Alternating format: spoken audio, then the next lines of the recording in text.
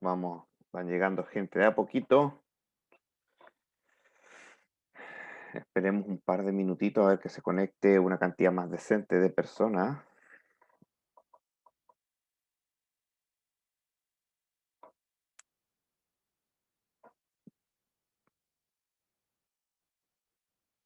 Buenos días, buenos días. A ver, si mal no recuerdo, la clase anterior se nos cortó, pero si mal no recuerdo, creo que alcanzamos a explicar por qué el problema del ordenamiento se tenía que resolver por divide y vencerá. Me parece que alcanzamos.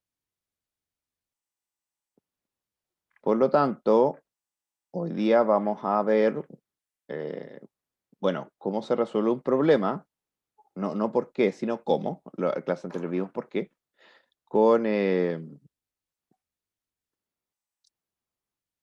dividir y vencerás, o dividir y conquista, en realidad. Ya, dividir y conquista. No hay mucha gente, pero bueno, cosas que pasan.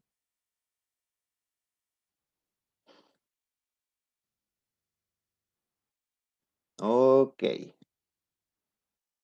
Entonces, en realidad, para aplicar divide y conquista es muy simple. Usted divide el problema en problemas más pequeños. La cantidad que divide el problema depende del problema, pero por lo general, una muy buena estrategia es dividir por la mitad. Eh,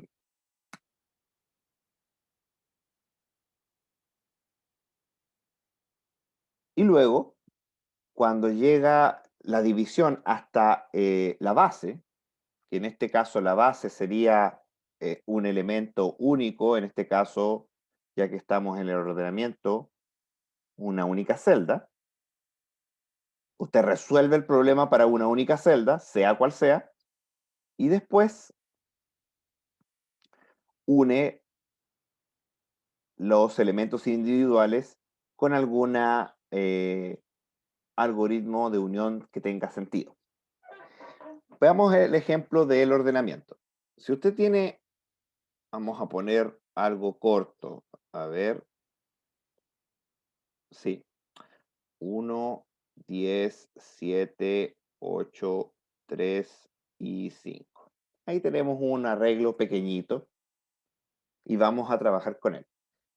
Lo que vamos a hacer aquí es el famoso merge sort. ¿Conocen cómo trabaja merge sort? ¿Alguien tiene experiencia programando el merge sort o lo ha visto funcionar?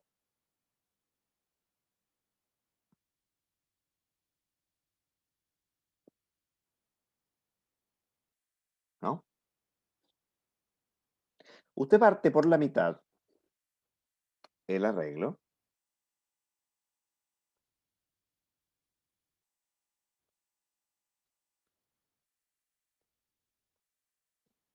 Aquí si se fija, en ambos lados tiene el arreglo partido por la mitad, pero no son soluciones parciales porque están desordenados, por lo tanto se sigue separando. Eh, para separar tres elementos por la mitad, bueno, se puede partir por cualquiera de los dos lados, en particular vamos a partirlo así,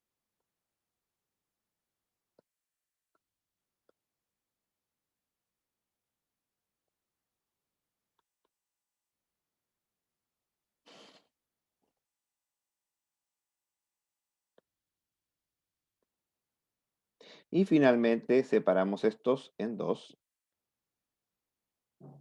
de esta manera.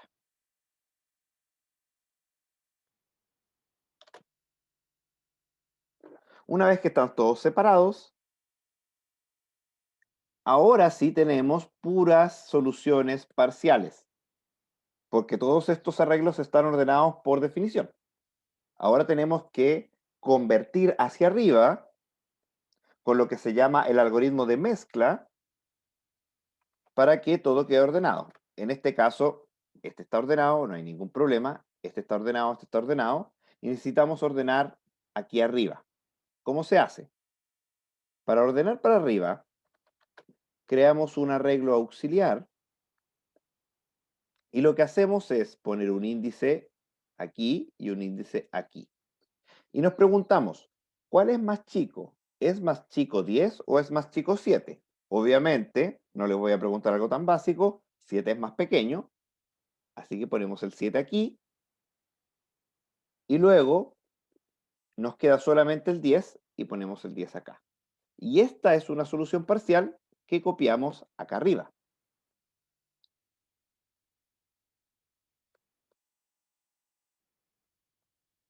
Y luego todo esto desaparece, porque ya se fue ocupada la llamada recursiva.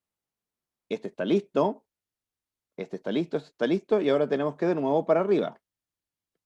Creamos el arreglo auxiliar, ponemos índices en cada uno de los arreglos y preguntamos cuál es menor. Claramente el menor es 3, ahora nos queda solamente 5, copiamos acá, borramos.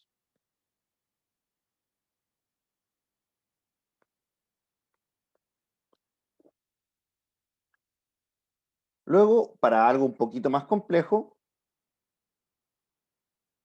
tenemos que hacer esta parte. Creamos nuestro arreglo auxiliar. Va. Ponemos un índice aquí y un índice acá. Preguntamos, ¿por qué puse 7 y 10? Ah, no, pues sí está bien. ¿Cuál es menor? ¿El 1 o el 7? En este caso, el menor es 1. Ahora solamente nos queda un índice en 7. El índice crece un poquito más. Ahora el índice está en 10. Y ahí tenemos el arreglo ordenado. Copiamos acá arriba.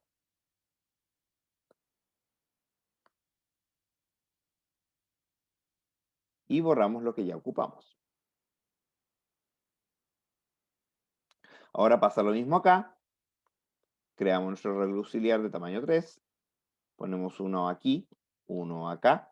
Y preguntamos cuál de los dos es menor. ¿Es 3 o es 8? Obviamente es 3. Corremos el índice hacia adelante. Ahora tenemos 5 y 8. Obviamente el menor es 5. Y ahora nos queda solamente el 8. Copiamos el 8 y copiamos hacia arriba. 3, 5 y 8.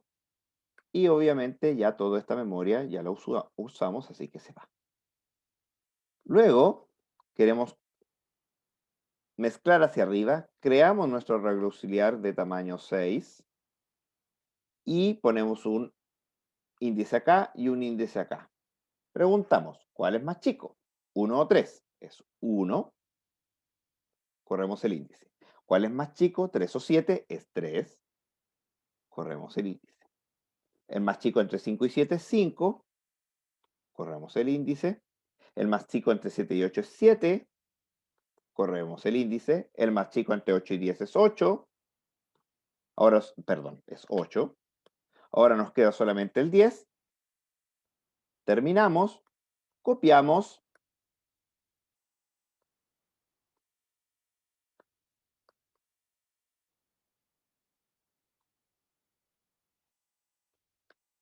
Borramos la llamada recursiva. Y listo. Ahí está ordenado. Eso se llama ordenar por dividir y vencerás, más conocido como el merge sort. ¿Alguna duda?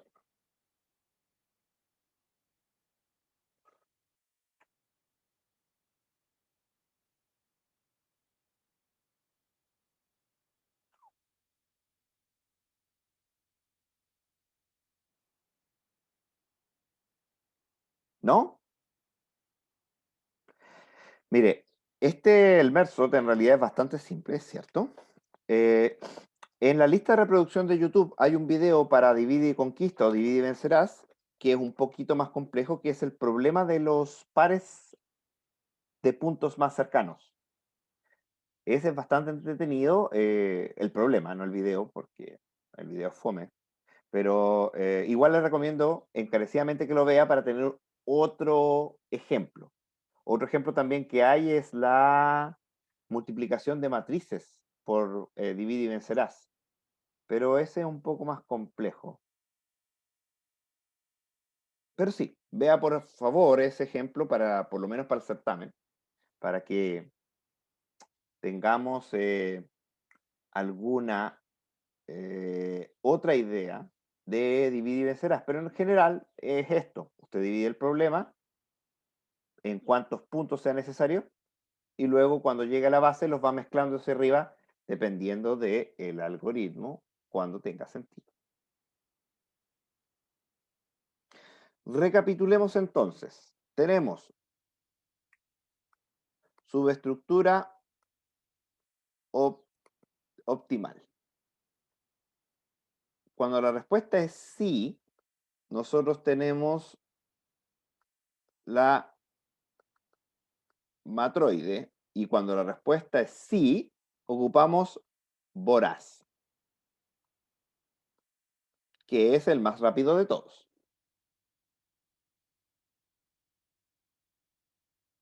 Si la respuesta de matroide es no, preguntamos si tiene subproblemas superpuestos. Si tiene subproblemas superpuestos, ocupamos programación dinámica. Si la respuesta es no, ocupamos lo que vimos hoy y la clase pasada, que es divide y conquista. O divide y vencerás, como usted le quiera llamar. Eso hemos visto hasta el momento. Pero nos falta, ¿qué pasa acá?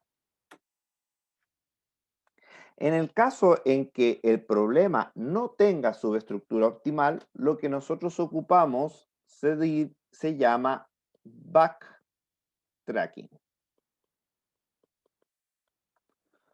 O algunos les llama poda. Pero quedémonos con backtracking. ¿De qué se trata backtracking? Vamos a ver un ejemplo.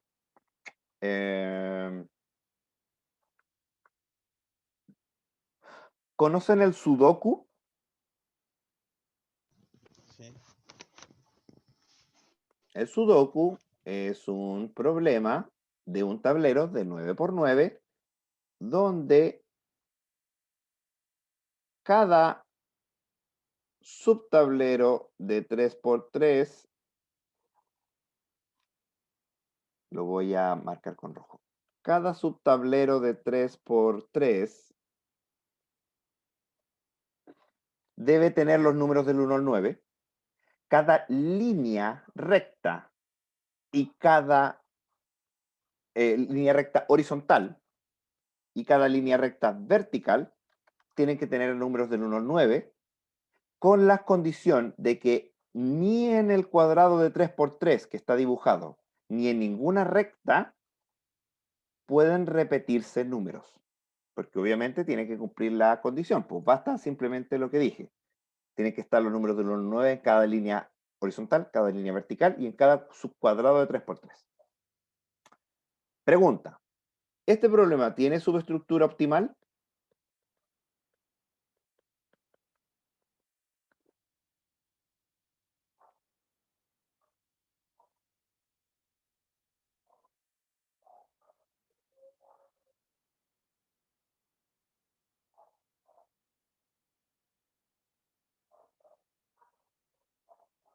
Bueno, el sudoku normal tiene de por sí algunos números puestos. Por ejemplo, no sé, pues aquí tiene un 5, puede tener un 9, aquí puede tener un 1, un 3, un 6. Voy a dibujar mejor esta línea. No.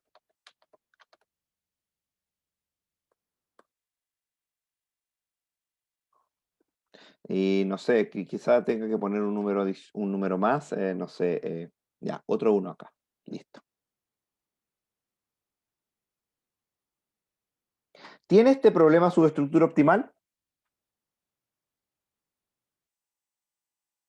¿Cómo hacemos ahí el análisis si es que tiene las soluciones parciales? Bueno, Paulo piensa que no. Y respondiendo a su pregunta, vamos a ver. Supongamos que nosotros efectivamente pensemos que este problema tiene subestructura optimal. Por lo tanto, nosotros podríamos separarlo.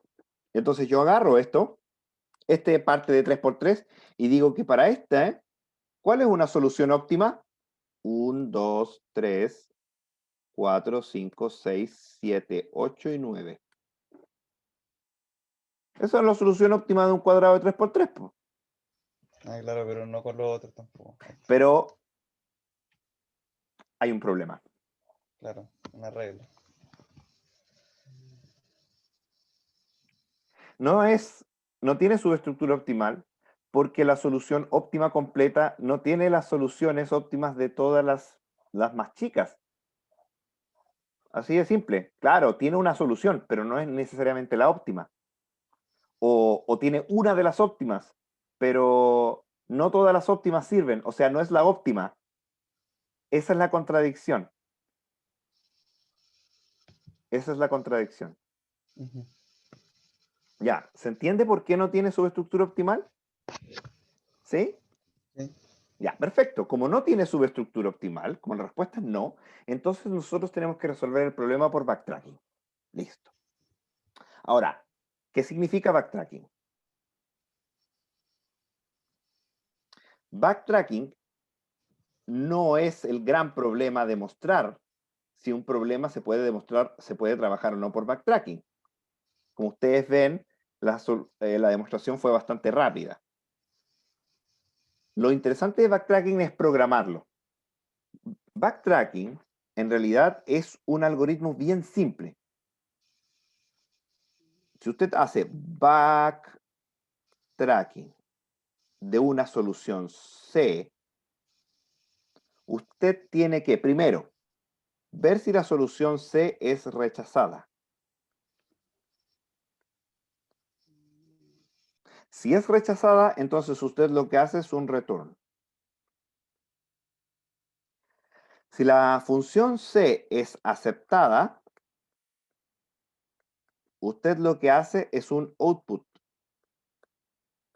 Output, escribí output.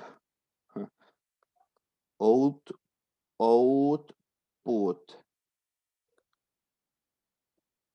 En el caso que no sea ni rechazada ni aceptada, eso quiere decir que estamos en una solución que es parcial. Acá lo que dicen es una solución parcial. Si la respuesta es no, retorna. Luego acá pregunta si es una solución total. Si es la respuesta es sí, entonces imprime. En el caso en que ninguna de las dos sea cierta, o sea, estamos en una solución parcial, lo que hacemos es que llamamos por profundidad. Lo que hacemos es que a ver, lo voy a corroborar, no me vaya a equivocar, porque la gracia no es equivocarse. Eh, eh, backtracking. Porque a veces me confundo cuando llamo por profundidad y por anchura. Quiero llamar bien, que no me vaya a equivocar, porque uno es, ya, lo que hago es entonces añadir el first, una solución a la S, le doy la función first de C, que es calcular el primer hijo, y mientras S sea distinto del nulo, entonces yo vuelvo a llamar a backtracking de S y luego a S le asigno el next de S. Ahí está. Ya. Y eso es todo. Es un recorrido por profundidad. Nosotros partimos en el nodo padre, que el nodo padre es la solución. Tranquilo, ya voy a explicar lo que es una solución total. El nodo padre es el primero del espacio de búsqueda. Estamos acá en el espacio de búsqueda. Recordemos, el espacio de búsqueda es donde comenzamos y luego vamos haciendo cosas que el problema nos permite. Por ejemplo, en el camino más corto, empezamos desde el inicio y vamos tratando de llegar a la meta por los caminos. En el caso de las monedas, partimos sin monedas y vamos agregando monedas dependiendo del ¿qué nos va a servir? En el caso de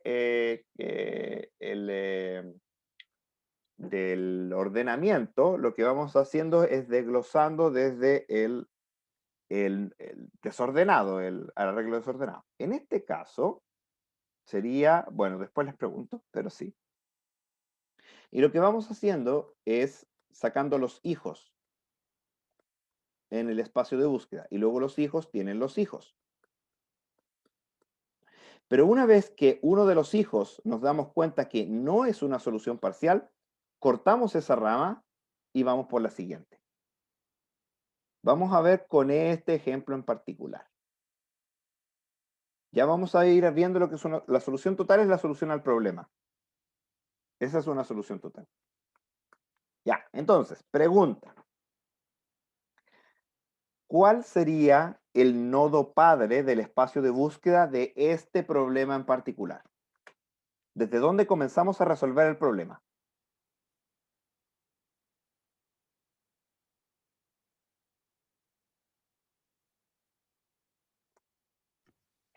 ¿Podría ser desde la casilla que tiene Desde, dos números? desde el centro. Sí. Creo que lo pregunté mal. No es dónde yo parto físicamente. Me refiero a cuál es el punto de partida en términos de soluciones. Por ejemplo, cuando estamos en el camino más corto, partimos en el inicio. Cuando estamos en el problema de las monedas, partimos sin ninguna moneda. Cuando estamos en el sudoku, partimos con Sudoku vacío. el sudoku vacío, salvo, claro, los números que están predeterminados. Claro. Ese es. Entonces, el nodo de comienzo es el sudoku vacío, salvo los números que ya están escritos, que los voy a poner así. Ya, ese es el inicio. Entonces, la primera llamada recursiva, yo llamo backtracking y le doy el sudoku vacío, salvo los números que están determinados por el problema. Ya, entonces sabemos cómo empezar. Súper bien. Ahora tenemos que resolver cuáles son reject, accept, output, first y next. ¿Por cuál partimos primero? ¿Cómo rechazar? ¿Cómo aceptar? ¿Cómo imprimir? ¿Cómo calcular el primer hijo o cómo calcular los hermanos? ¿Cuál les tiene que empezar? ¿Cómo rechazar? Por rechazar. ¿Cómo Ujú. rechazamos un tablero?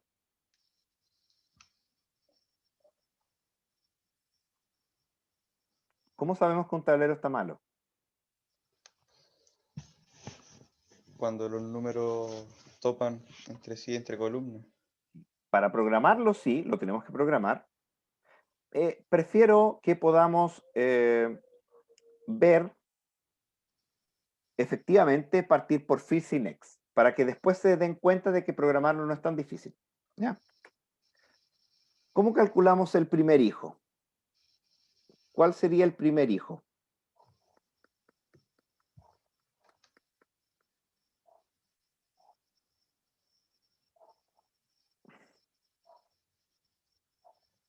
Si el tablero está vacío, salvo los números, ya, agregar un número. Muy bien. ¿Agregar qué número y dónde?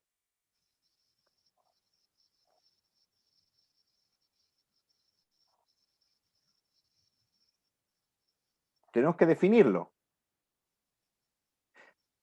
Es una opción. Una opción efectivamente es agregar el primer número disponible, 1, en el primer cuadrado en orden superior izquierdo. Ahí tenemos el primer hijo. Obviamente, en este ejemplo hay un problema. Así que este primer hijo saldría rechazado. Ya vamos a ver cómo lo rechazamos. Por lo tanto, esta parte se sacaría y tenemos que calcular el hijo siguiente. ¿Cuál sería el hermano? Si yo puse un 1 en el primer cuadrado, ¿cuál sería el hermano? El 2. Efectivamente, sumar 1 al último número que puse. 2.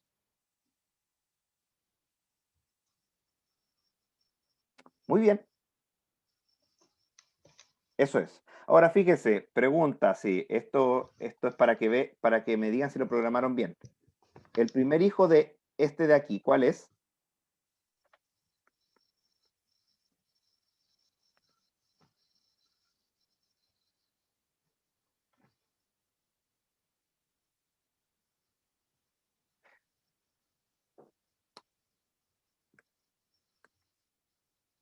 Me dicen que este. Pregunta general al curso, ¿eso es correcto o incorrecto? No me refiero a si el tablero es aceptado o no, me refiero a que si ese sería el primer hijo. No, yo creo que sería 3. Poner un número 3, dice usted. Porque el uno ya está puesto y el 2 también. Depende. Eso es lo que les quiero decir. Ese puede ser el primer hijo. El primer hijo efectivamente puede ser ese. O el primer hijo incluso puede ser este. Depende. ¿Cuál es el orden que estamos ocupando primero? ¿Es primero arriba izquierda o primero izquierda arriba? Entonces, yo creo, por lo general, este sí es un buen siguiente hijo. ¿Por qué no poner un 3 inmediatamente? Porque eso sí implica que yo tengo que resolver en el cálculo de primer hijo cuál es el número que me queda disponible. Pero cuando el sudoku está relativamente lleno, ¿cómo sé cuál es el número que tengo que poner? Porque claro, usted no sé quién me habló porque no, si me cuesta aprenderme las caras, las voces peor. Me dijo que pusiera un 3, pero un 3 tampoco es correcto porque aquí hay un 3. Fíjese. Entonces 3 tampoco sería. Entonces tengo que resolver el sudoku básicamente para saber cuál es el siguiente hijo. Es muy costoso. Entonces calcular el primer hijo por lo general es lo más rápido. Poner un número. Y después yo veo si es que ese número que yo puse es incorrecto o correcto. Ok. ¿Ya? Así que sí, yo creo que poner un 1 en la siguiente posición disponible. Y la siguiente posición hay que determinarlo si es hacia la derecha o hacia abajo. Cualquiera de los dos órdenes es correcto. Así que First está listo, Next está listo. Ahora tenemos que calcular Reject. Para calcular Reject de una configuración, o sea, de un tablero, lo que tenemos que hacer es efectivamente calcular si es que está correcto. Pero para calcular que está correcto, no tenemos que ver todas las líneas, ni todas las columnas, ni todos los cuadrados de 3×3. No, porque fíjese bien, cuando yo puse el 1 la otra vez, y me di cuenta que estaba malo, lo hice, y después dije, ah, ya estaba malo, ahora coloco el 2. Y supongamos que el 2 no estaba malo, por ahora. Y después, cuando llamé al hijo de acá, yo puse este 1. Entonces, cuando puse este nuevo 1, ¿tengo que volver a corroborar si el 2 que puse estaba correcto? No, es pérdida de tiempo. Entonces, lo que usted hace es, solo en el reject se corrobora el último número que puse, su línea vertical, su línea horizontal y su cuadrado de 3×3.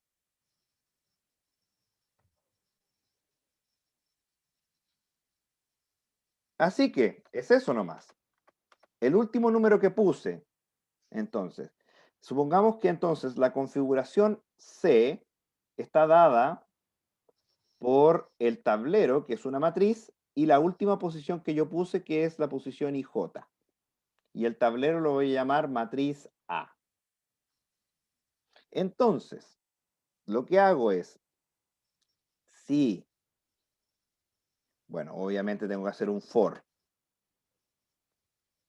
For desde K igual 0 hasta K menor que 9, K más más. Si A de IJ es exactamente igual a A de KJ, entonces respondo, en este caso estoy rechazando, tengo que responder true. Return true. Lo mismo hacemos de nuevo, pero para la línea, para la otra línea, aquí lo hice para las K, creo que eso es X, ahora vamos a hacerlo para la Y. De K0, K menor que 9, K más, si A I J es exactamente igual a A de I, K, entonces nuevamente return true. Y me queda una partecita, voy a correr esto un poco más para arriba porque se me acabó el espacio.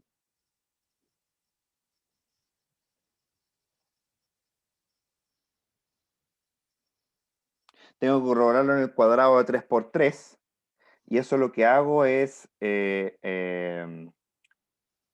a ver, es una simple división, pues. Lo que tengo que hacer es hacer un doble for,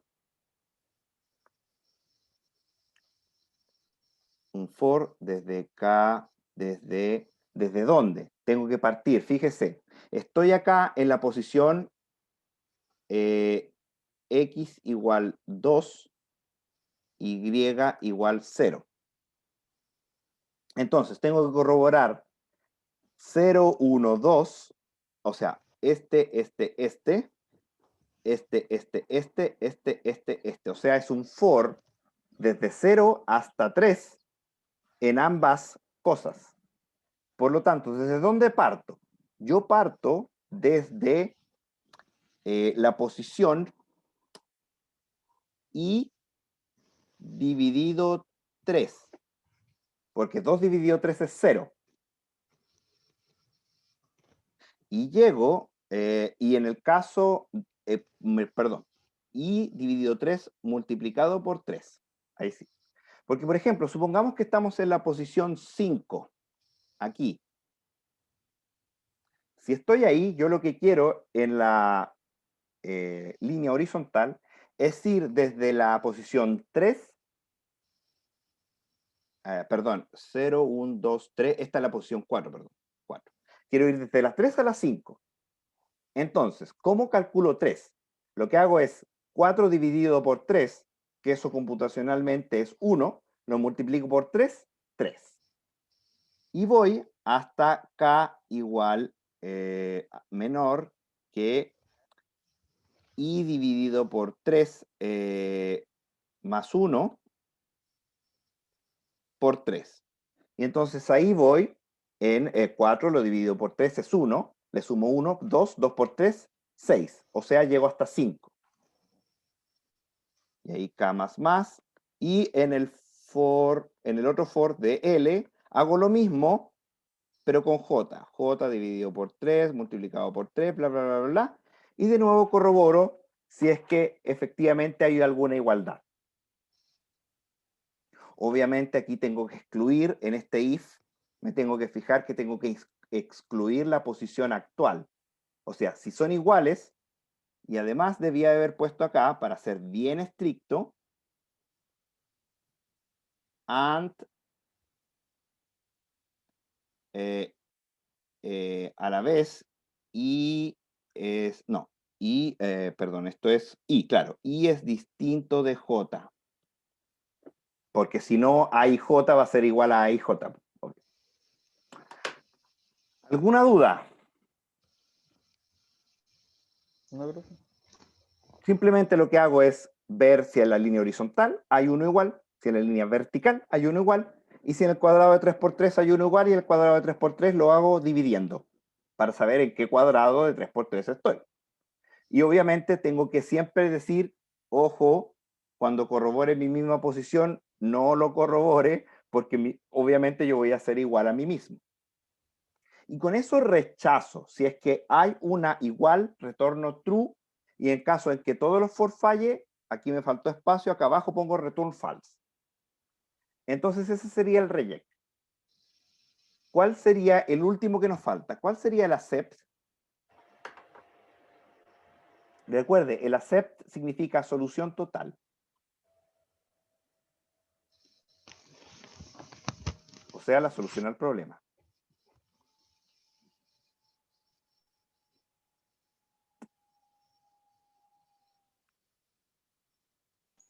Profe, Dígame.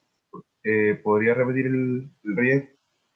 El reject Sí. hace un for acá, donde corrobora que en la línea horizontal no hay ningún valor igual. O sea, hace un for desde k igual 0 hasta k igual a k menor que 9. Si a y j es exactamente igual a k a kj, cuando k es distinto, aquí es k es distinto de j, de i, si es que eso pasa, o sea, hay una posición en esta línea donde el número que puse también es el mismo número, entonces tengo que rechazar.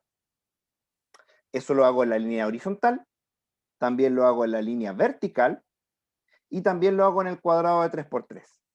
Y para calcular el cuadrado de 3×3 lo que hago es dividir por 3 y multiplicar por 3 para la parte izquierda.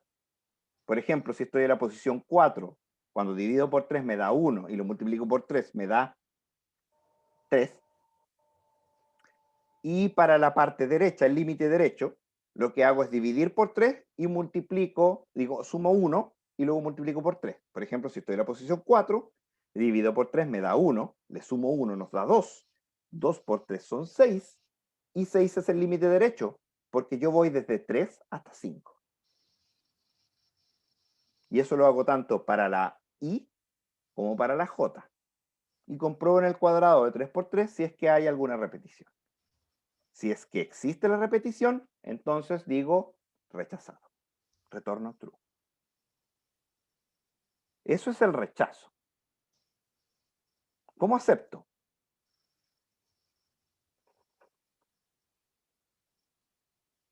¿Se refiere cómo acepto un cuadrado? No, ¿cómo acepto el tablero completo? Eso significa la solución que me viene, que está dado por la matriz completa, más la posición del último número que puse en el tablero, ¿cómo acepto? ¿Cómo digo, esta solución es la solución del problema total? Es tal como dice Paulo, cuando el último número que puse está aquí, o sea, puse el último, el tablero está completo y nada más, porque ya no lo rechacé. Si no lo rechacé, quiere decir que es una solución posible. Pero además, como es una solución posible parcial y estamos al final, entonces es total, porque resolvió el problema completo. Así que lo único que tengo que hacer para calcular el accept es saber si es que la posición actual es I igual 8, J igual 8. No I igual 9, J igual 9. Somos informáticos, por favor, esto va desde el 0 al 8. ¿Ya? ¿Se entiende? Sí. Ya. Y el output en este caso es simplemente imprimir una matriz. Aquí no hay mucha ciencia. Hay otros problemas donde el output es un poquito más complejo, pero en general es muy difícil ver algo así. La próxima clase vamos a ver otro ejemplo de backtracking para que quede bien clarito. Por favor, me ponen presente ahora en el chat para que no nos pueda hacer el registro. Y con eso terminamos por hoy. El miércoles vemos el resto de backtracking. Con eso terminamos, ¿ah? Y la otra semana sería el certamen. La otra semana,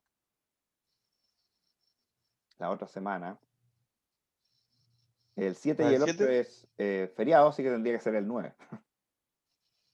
¿Alguna duda? ¿Sí? Miércoles 9, profe. Sí, tendría que ser el miércoles 9 o el jueves 10. Ahí lo conversamos bien el próximo miércoles, Ok. para ver qué le acomoda más. Ya, si puso presente, entonces nos vemos el miércoles con dudas y otro ejemplo de backtracking para que nos quede todo clarito. Ya, profe.